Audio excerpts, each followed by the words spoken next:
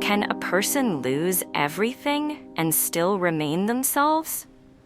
Is exile a place or a state that settles inside the heart? And is falling an ending or a moment when we discover what still remains of us after everything else is gone? I didn't used to ask these questions.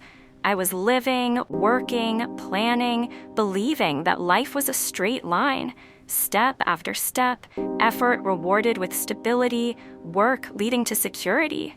I learned too late that life does not explain its rules in advance. My name doesn't matter much. What matters is that I was an ordinary woman, living in my country, working hard, feeling that I had a place in the world. I wasn't rich, but I was stable.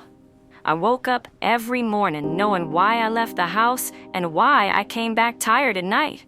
My job gave me something priceless, dignity. To rely on yourself, to pay your rent with your own money, to choose your food without humiliating calculations. These are small things, but they build a whole human being from the inside. Then the idea of migration appeared. Not suddenly, but quietly.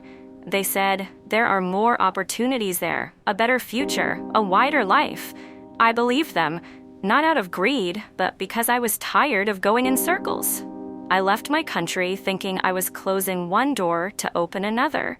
I didn't know that some doors close behind you and don't open immediately ahead.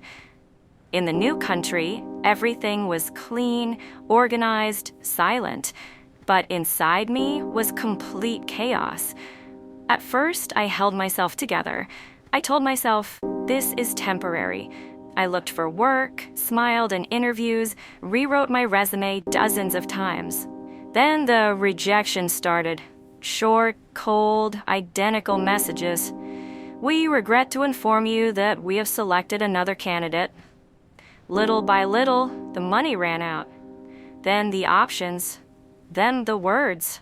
I lost my temporary job. I lost the place I shared with a friend. And silently, I lost the image I had of myself. I remember that night clearly.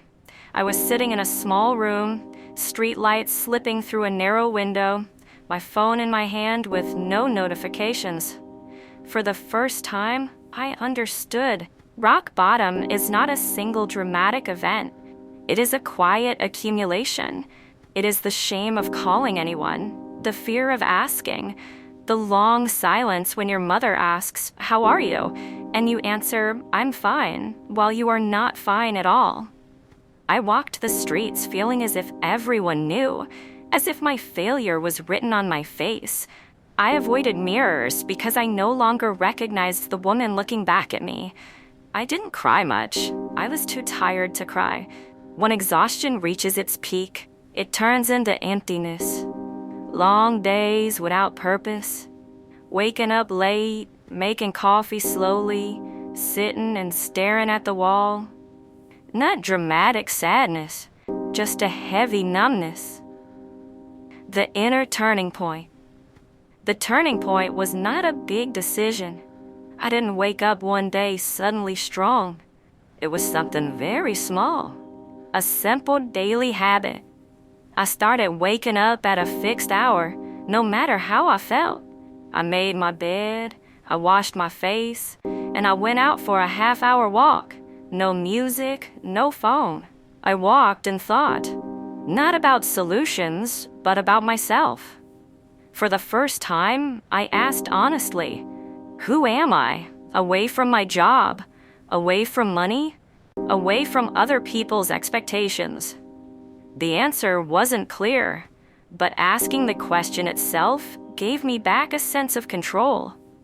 I understood that I was not my failure, nor my current situation.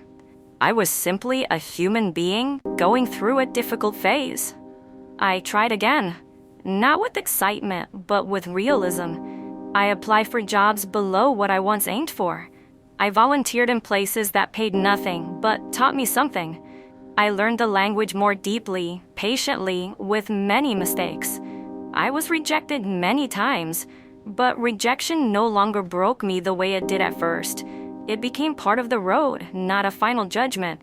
I learned to ask for help without guilt, to say, I don't know, and to accept starting over, even if I was older than I had planned to be.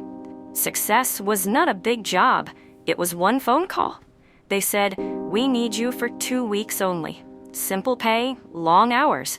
I accepted immediately. On the first day, I came home exhausted, but I slept deeply for the first time in months. Not because money solved everything, but because I felt connected to life again. After 2 weeks, they extended the contract. Then they offered me more hours. Not everything changed, but something inside me stood upright again. Today, my life is not perfect. I am still a migrant. Exile is still present, sometimes heavy, sometimes like a light shadow. But I stand on my own feet, and I know that no matter how many times I fall, I carry the ability to stand again. I learned that a person is not measured by what they own, but by what they endure without losing their humanity. And I learned that starting from zero is not shameful. It is a quiet courage not everyone possesses. This is not a story of total victory.